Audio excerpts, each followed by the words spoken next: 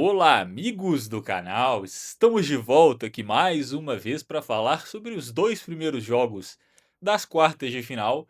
Já temos uma das semifinais da Copa do Mundo definidas e como eu estava conversando aqui, Matheus, Copa do Mundo cheio de reviravoltas, cheia de histórias incríveis, zebras assim que ninguém esperava que fossem acontecer, mas acho que quando chegaram os grupos, quando foram sorteados, se a gente tivesse que apostar qual seria essa semifinal, todo mundo diria Espanha e França. E aconteceu. Talvez não do jeito que todo mundo esperava, mas no final das contas, as que eram as duas favoritas da chave chegaram na fase semifinal. É isso aí, fala Bruno, fala galera. Às vezes, ser no simples é o mais seguro, né? É o mais garantido.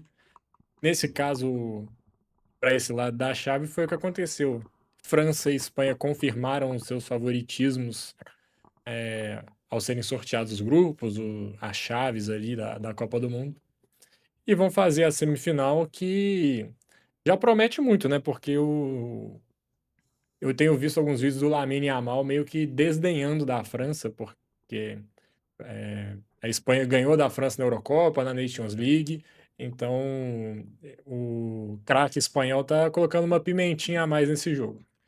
É, mas eu acho que no teste do olho, pelo menos, a França está jogando muito melhor do que a Espanha.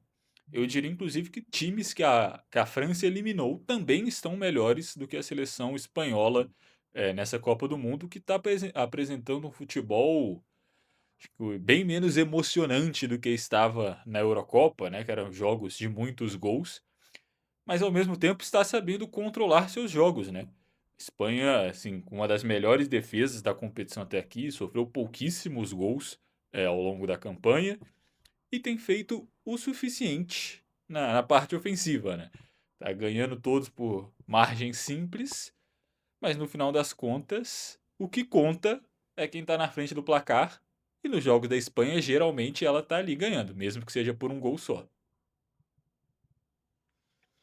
Acho que talvez o que mais caracteriza essa Espanha na Copa é a capacidade de sofrer pouco. A Espanha raramente é incomodada na defesa. Foi sofrer o primeiro gol no jogo justamente contra a Bélgica, até então a defesa não tinha sido vazada. E só aqui um parênteses aqui para a gente debater. Talvez esse futebol da Espanha não tenha sido tão brilhante, porque essa tem sido destacada como a Copa das Estrelas. Né? A gente vê o Messi jogando muito, a gente vê o Mbappé jogando muito, o Kane, o Haaland. Bruno, seria lá a mini Yamal dessas estrelas aí que foram mais longe, a que mais tá devendo na Copa? Cara, eu acho que assim, nos primeiros jogos, pelo menos, ele tinha a desculpa da questão física, né? Porque vale lembrar que ele só vai jogar lá pro final da fase de grupos, mesmo assim não tá 100%. Ele ficou um bom tempo machucado, voltou a jogar de titular recentemente, já no mata-mata, mas eu concordo, eu acho que desses nomes que você falou, com certeza ele está abaixo. Não quer dizer que ele está jogando mal a Copa, né? Não acho que está, mas não está no nível do primeiro escalão da competição. Isso eu acho que, lesão ou não, a gente pode afirmar que ele não está conseguindo. É óbvio também que eu acho que a forma que essa Espanha joga eh, valoriza menos o futebol dele, porque é um time que está muito mais defensivo do que era antes. Eu acho que o meio-campo espanhol não faz uma grande competição, principalmente quando a gente vai falar do setor da parte ofensiva do jogo. Então, muitas vezes o Yamal tem que pegar essa bola muito atrás, ou então ele está muito isolado na ala direita, jogando vários 1 contra 2, 1 contra 3, buscando a bola no próprio campo. Mas ao mesmo tempo, eu acho que a gente já viu o Yamal jogando melhor, independente do entorno dele, do que ele está nessa Copa. Aí pode se debater, é porque um jogador jovem sentiu o peso de Copa do Mundo, ou então é o físico realmente que está atrapalhando, ou eu vi até gente que falava no começo da temporada, por exemplo, que ele estava pior porque ele cresceu 10 centímetros, né, de uma temporada para outra e não adaptou o futebol. Eu acho que você pode criar várias teorias do que está acontecendo. Mas se é sim ou não, o Yamal está abaixo de Harry Kane, Messi, Mbappé, acho que no próprio Vini Júnior, sim, ele está.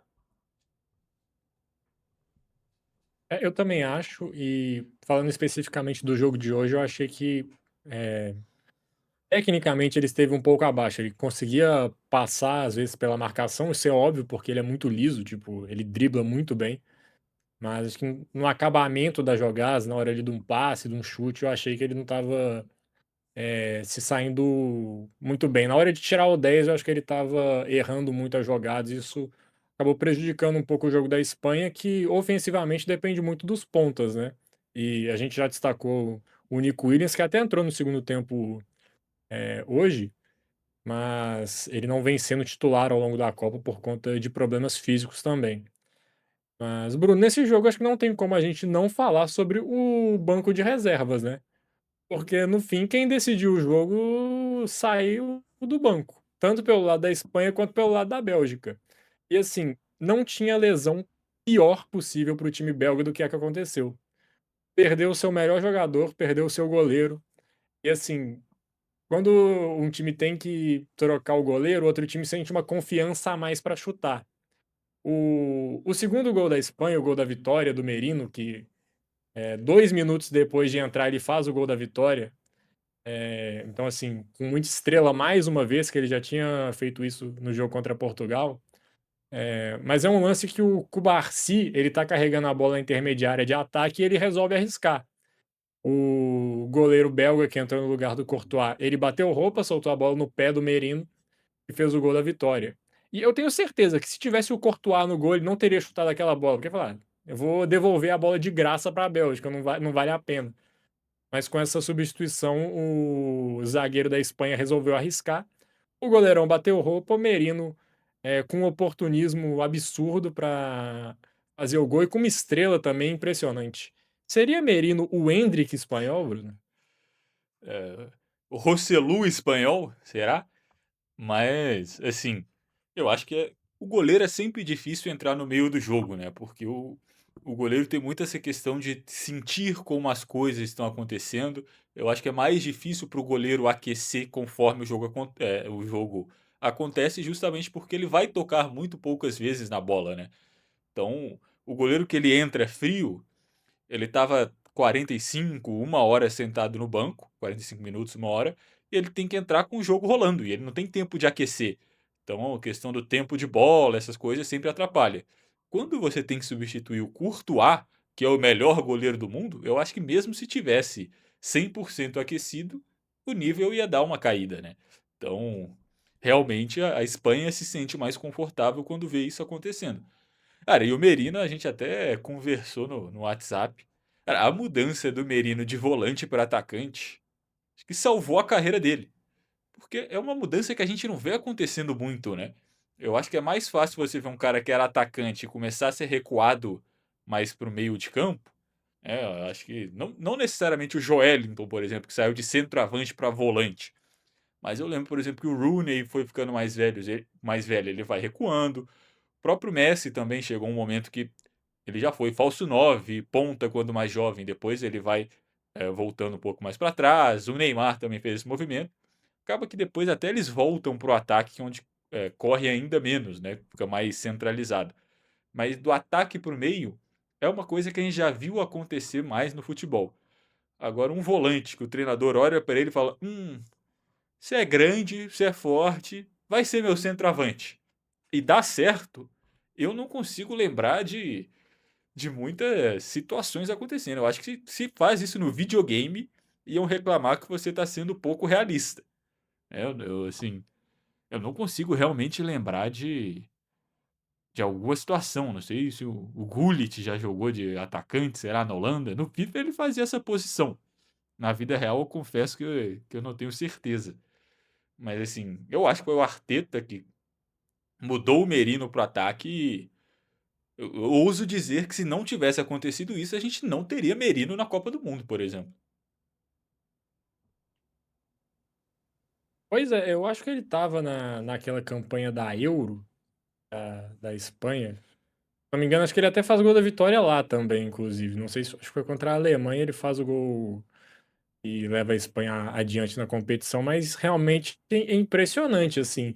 E não é que o Arteta, nesse caso, ele estava ali com todo mundo, com todo o elenco, ele pensou: "Não, esse é o cara que eu quero como centroavante". Não, foi tipo, é o que tem pra hoje, os atacantes machucaram, não tinha ninguém pra fazer a função, ele falou: "Ó, vai você ali, na sua posição você não tá tendo espaço, vamos ver o que que você arruma", e deu certo. O Merino ele tá jogando muito bem, sendo uma espécie de talismã ali, e ele não entra nem como um centroavante nesses jogos da Espanha, acho que ele é mais um meia, como um elemento surpresa, uma espécie de Paulinho, dá pra dizer assim, um cara que vai pisar na área, que vai tentar finalizar. Nos últimos 2 jogos da Espanha deu certo, ele entra e logo no finalzinho do jogo ele faz o gol. E, assim, sobre o Courtois, falar um pouquinho mais, ele ainda estava muito bem no jogo. O Courtois, no segundo tempo, ele faz umas 2, 3 defesas que ele salva a Bélgica. A Espanha já poderia estar ganhando, mas o goleiro do Real Madrid fez grandes defesas, então faz lamentar ainda mais a lesão, né. Courtois ainda, além dele ser o melhor goleiro do mundo, naquele jogo ele ainda estava muito bem. É, com certeza, né. E, assim, o Real Madrid já sofreu também com a ausência do Courtois. Então não é algo específico da seleção belga que falta talento, né, se o time mais rico e mais, recheado de talento do mundo sofre quando perde o Courtois, não vai ser a seleção belga que vai ser diferente.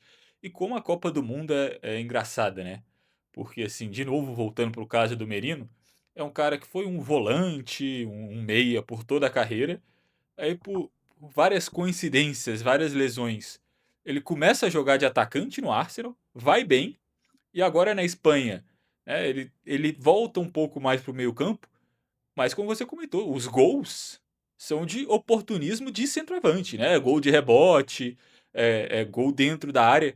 Será que se 3 anos atrás, 2 anos atrás, ele não tivesse começado a treinar e jogar de atacante, ele teria essa mesma leitura para atacar esse tipo de bola? Então como que é uma coisa que acontece por acaso, numa competição como a Copa do Mundo, pode ser o determinante para uma vitória ou pra uma derrota. Exatamente, né. E na semifinal, Merino no banco de reservas para manter essa aura aí de talismã ou titular? É, tem que ser no banco, né, porque entra no segundo tempo, a França provavelmente vai ter mais bola do que a Espanha, é um time mais veloz. Eu começaria com o Merino no banco. Time que tá ganhando não se mexe, ou então você mexe no segundo tempo. O time titular deixa o mesmo. Mas falando desse adversário, Matheus, já que você puxou, eu confesso que se eu fosse dar meu palpite agora, eu ia falar que essa França vai amassar a Espanha, tá? Assim, tá Exato. jogando muita bola.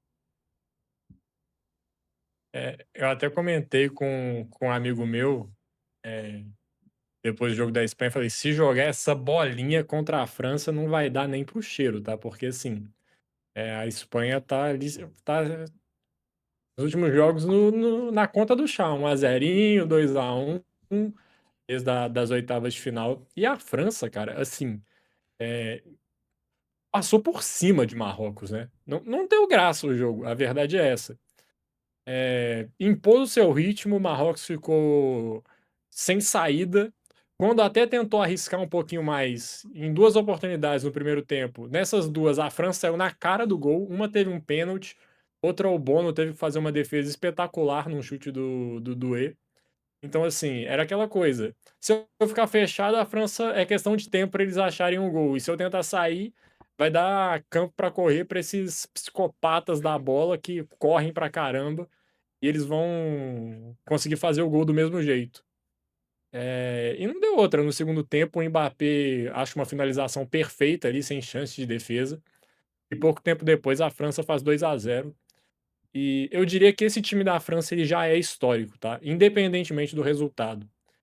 Se perder, a gente vai lembrar dessa seleção como um conjunto de talento absurdo, que era a melhor seleção dessa Copa do Mundo e que por um acaso do futebol não ganhou. Se perder para a Espanha, eu acho que vai ser isso que a gente vai pensar e vai entrar na história como outras grandes seleções que também encantaram, que também jogaram muita bola e acabaram não ganhando. Cito aqui, por exemplo, a Hungria de 54, a própria Holanda do Cruyff, o Brasil de 82, eu acho que a França, se perder, entra nessa categoria. E se ganhar, vai ser um time mais histórico ainda, porque é realmente impressionante como ela está sobrando nessa Copa do Mundo. A gente destacou aqui, Marrocos é um bom time, era uma boa seleção. E a França simplesmente não tomou conhecimento. Fez 2-0, perdendo pênalti, perdendo chance, e praticamente não foi ameaçada. Marrocos não incomodou a França, a verdade é essa.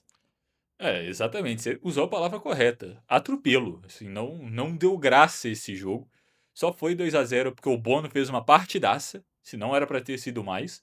Se a gente falou que a Argentina deu um tapa na cara do Brasil, perdendo o pênalti no começo do jogo e mostrando poder de reação estando 2-0 do placar, a França deu de novo, né, para mostrar que o time bom ganha mesmo nas adversidades, foi lá, perdeu o pênalti e continuou amassando o Marrocos.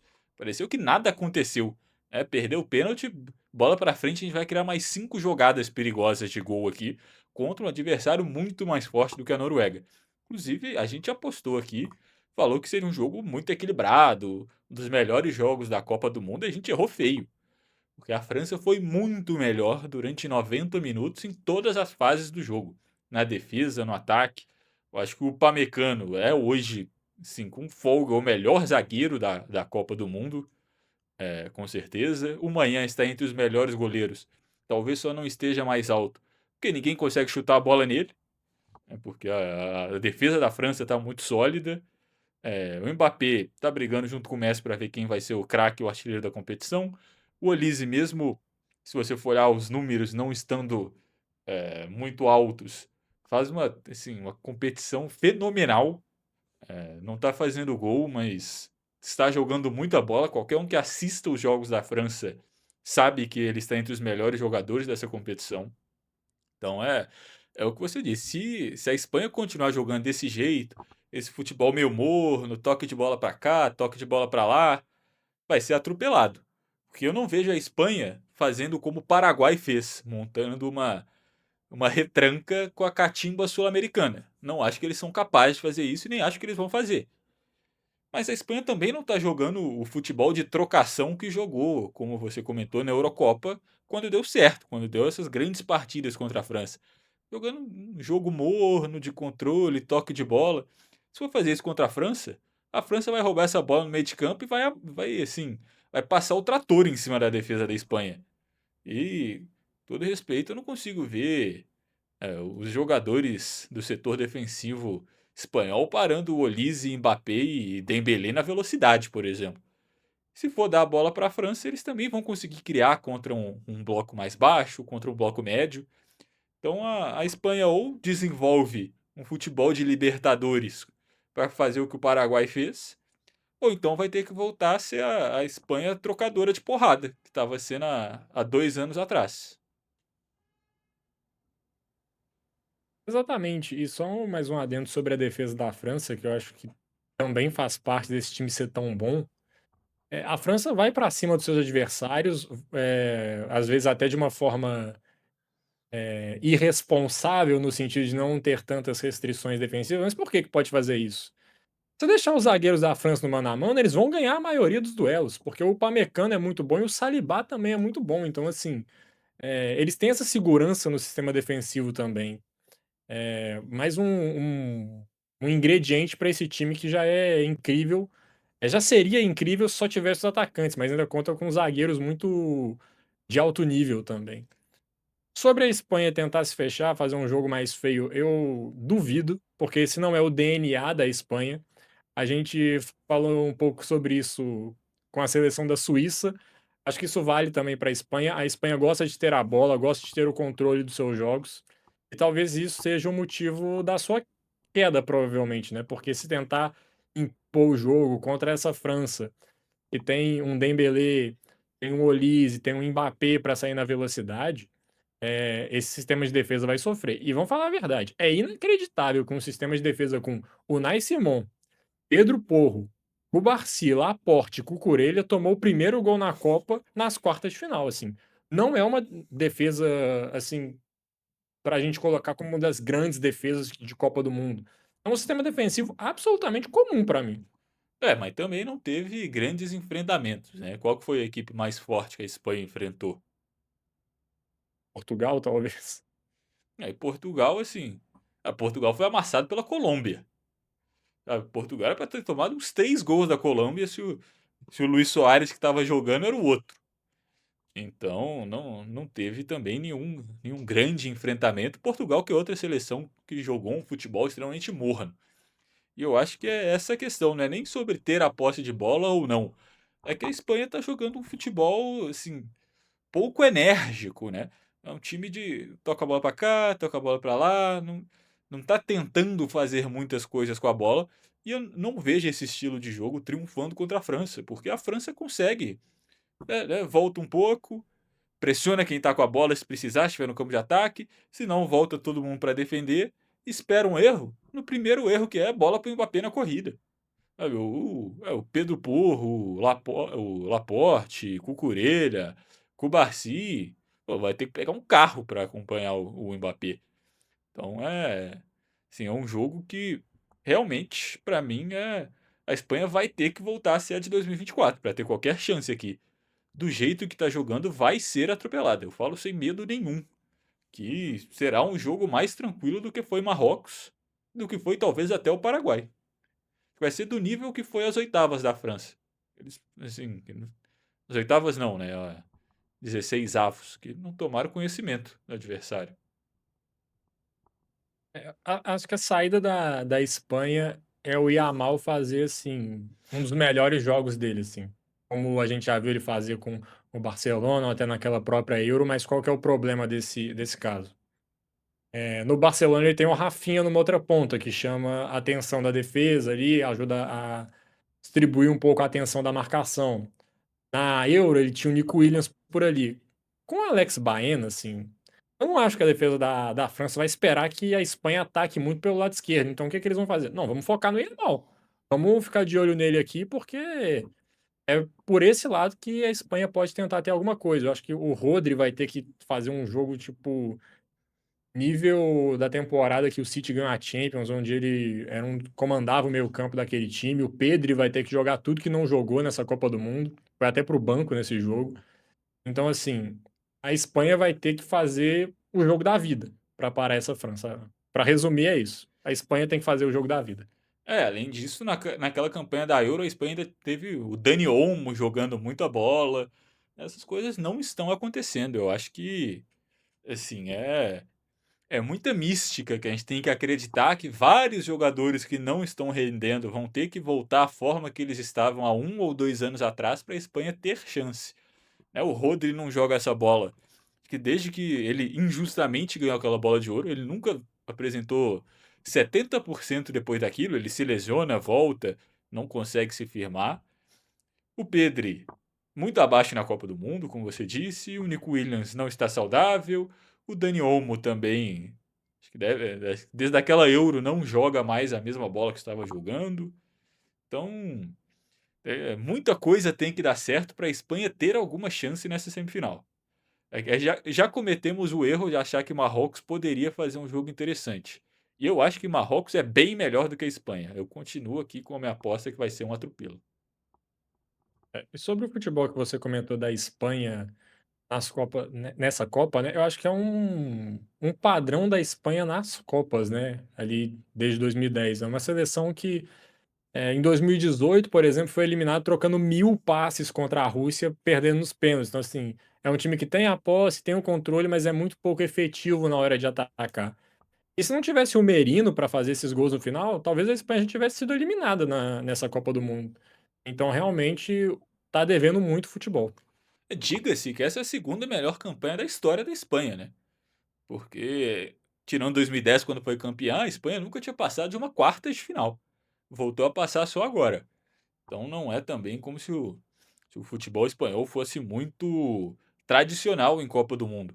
Eu acho que é bem o que você disse. É um time que lembra o de 2018, aquele futebol xoxo com o Luiz Henrique, que tinha a bola, tocava para o lado, mas não conseguia infiltrações. Tinha conseguido corrigir isso justamente com Yamal e Nico Williams. Só que a questão é que um não está saudável, o outro voltou de lesão agora e não tá no mesmo nível e tá jogando sozinho. Então, de novo, pela terceira ou quarta vez, eu cravo aqui no vídeo que a França não vai tomar conhecimento da Espanha. Eu também acho que a França vai chegar na terceira final de Copa seguida. Mas é isso, ficamos por aqui. Você quer falar mais alguma coisa? Ah, qual que tinha sido a última vez que uma seleção chegou a 3 finais seguidas de Copa do Mundo? Brasil? Eu acho que foi com o Deve Brasil. ser Acho que noventa e foi o quatro, Brasil, 98, 94 e 2002. 98. Acho não, né, eu Isso. tenho certeza, ninguém fez isso depois. Que depois foi Itália e França, Espanha e Holanda, Alemanha e Argentina. A Argentina pode fazer, né. A Argentina chegou em A 14. gente não se É que não chegou em É, não chegou 18. em 18, chegou em 14 e 22. Eu acho que É, antes do Brasil foi a Alemanha, que fez, 82, 86 e 90. Aí logo na sequência o Brasil, 94, 98, 2002, mas aí antes disso eu não sei, o não vou saber Brasil falar. não tinha feito antes, foi 58, foi 50, 58, 62, 70, 66 não chegou. É, não sei se é a Itália. A Itália eu sei que ganhou 34, 38, mas depois eu não sei. Enfim, grande feito da França, que vai chegar a mais uma final, cravada aqui do canal Corneta Ball, né? Exatamente. Então a gente fica por aqui, a gente agradece você que chegou até o final do vídeo, pedimos para você deixar o seu like, se inscrever no canal caso ele não seja inscrito, faltam apenas 6 jogos para a Copa do Mundo acabar, infelizmente, a Copa do Mundo é sempre muito bom, mas a gente vai estar trazendo conteúdo mesmo depois do Mundial, sobre Campeonato Brasileiro, Libertadores, futebol europeu, o futebol nacional também. Então já se inscreve aqui para você ficar por dentro de tudo que acontece no mundo da bola. Comenta aqui embaixo o que você achou da classificação da França, da classificação da Espanha, o que você espera para esse jogo, se você concorda com a gente e acha a França muito favorita, ou se você acha que nessa altura da competição não existe favorito, se você tem essa opinião, comenta aqui que a gente vai te responder sempre com respeito. Compartilha esse vídeo com todo mundo para já as pessoas ficarem sabendo da primeira semifinal decidida, que a Copa do Mundo já está caminhando para aquela sua reta final, aquela reta que marcam os jogadores na história. É isso, galera. Muito obrigado e até a próxima. Falou!